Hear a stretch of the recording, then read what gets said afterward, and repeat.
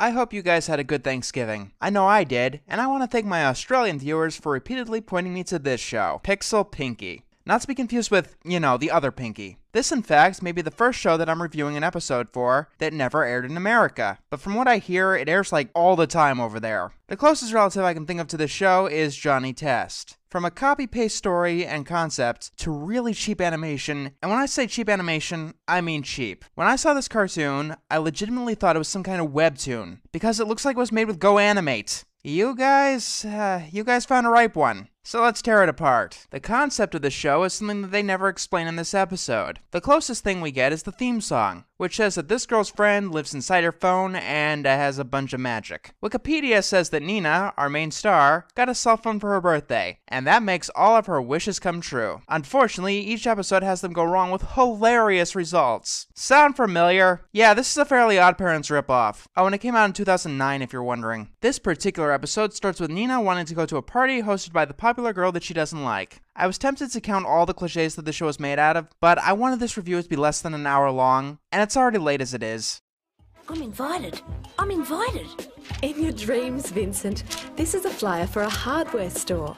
Are you sure that this wasn't some 4th graders Go Animate project? Because it looks like some 4th graders Go Animate project. What shall it be? Red or aubergine? Oh, definitely red. Red is very in right now. Oh, I like the red. Go aubergine! Oh, but... Hey kids, let's count the cliches. The awkward love interest with a girl that doesn't give a shit about him. The bland mean girl character. Her 2 idiot parrot sidekicks. Absolutely no knowledge of fashion by fashion savvy characters. And instead using fake colors. Someone selecting one thing so everyone else selects the other thing. That's impressive. No, really it is. You could eat a bunch of cartoon collection DVDs and shit out something less regurgitated than this show. Nina gets invited to Susie's party because never explained, and then we learn that Nina has to babysit. Oh no, now Nina has to pick between doing her responsibility and going to that party that she really wants to. Will she pick the right one, or will she make a fool of herself doing the less responsible option? Oh, and I have no idea who the hell that guru guy is, if you're wondering. Babysitting the Peterson kids? Since when? Since 3 weeks ago. Who plans going away for a night 3 weeks in advance? I can understand for like the next weekend or something, but 3 fucking weeks? Neens, I thought you and Susie didn't get along. Why would you want to go to her party? Yeah, despite how much of a cliche this is, I've never really gotten why anyone does that. This show doesn't explain it either. So, Nina starts talking to her magic cell phone fairy. And yes, if you didn't know the concept of the show, this would come right the fuck out of nowhere. You see, with the Fairly OddParents, Cosmo and Wanda are near Timmy at almost all times, so their intervention doesn't come out of left field. Also, Pixel Pinkie talks with a horrible falsetto that's just not pleasant to listen to. No one can be in 2 places at once. Dexter, Jimmy Neutron, Timmy Turner, Johnny Test, Omi, Jake Long, SpongeBob, Pinkie Pie, Dodger Dare, Homer Simpson, and Dipper Pines. It never worked out once! So, Pixel Pinkie makes a new Nina. Can you poke it with a stick or something? I don't think that it's alive. It's exactly like you. Right, because the real Nina has those eyes. There are ways to differentiate the clone from the original without insulting the audience's intelligence, you know. Although, yes, this does seem to be a recurring problem. One that body swap stories have too.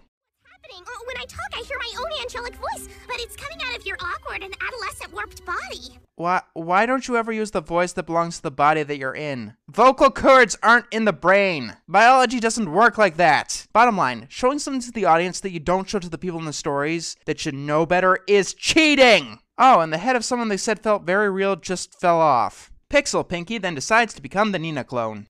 It's like I'm talking to my reflection. Yes, because your reflection is constantly derping at all times. So it's decided that the clone will be babysitting. I don't get what Pixel Pinkie's powers or role is, but I'm sure that there's a better way that this can be done. So they decide to run a test by sending Pixel Pinkie to dinner. And seriously, who the fuck is that guru guy? He doesn't do anything but sit there.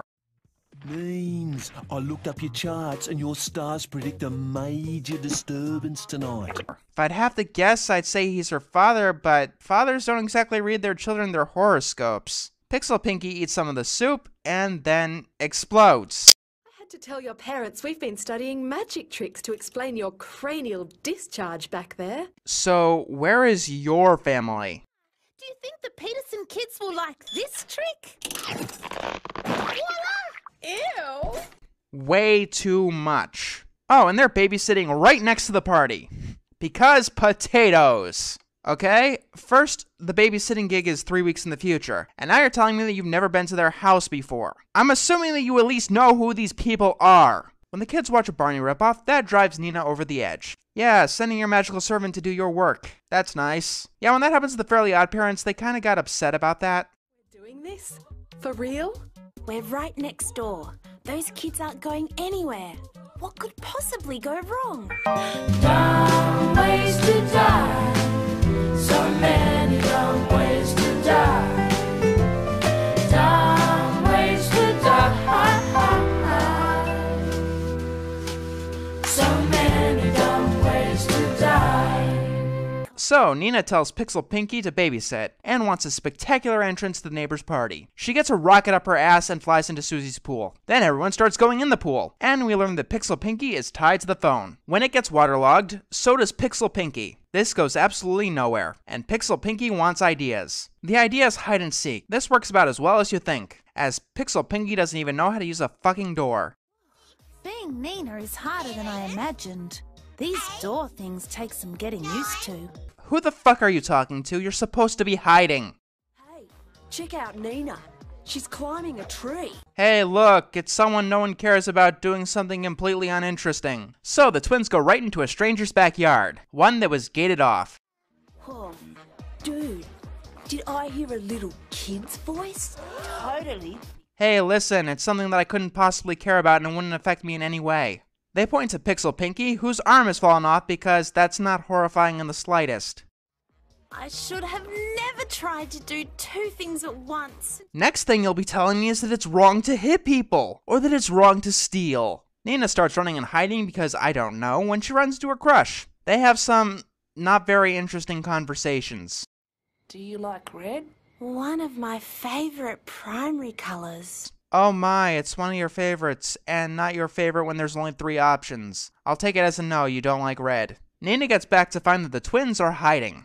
Yay, they're traumatized for life. Seriously, you just had someone's head fall off in front of a couple of kids. Anyway, the Petersons say that Nina should babysit for them every week, not realizing that she could just say no and hasn't yet made the commitment, meaning that she's gotten through this essentially consequence-free. This was an interesting one. Oh, and if you're wondering my rules for foreign shows, it has to have an official English translation and needs to have aired on mainstream television in its country of origin.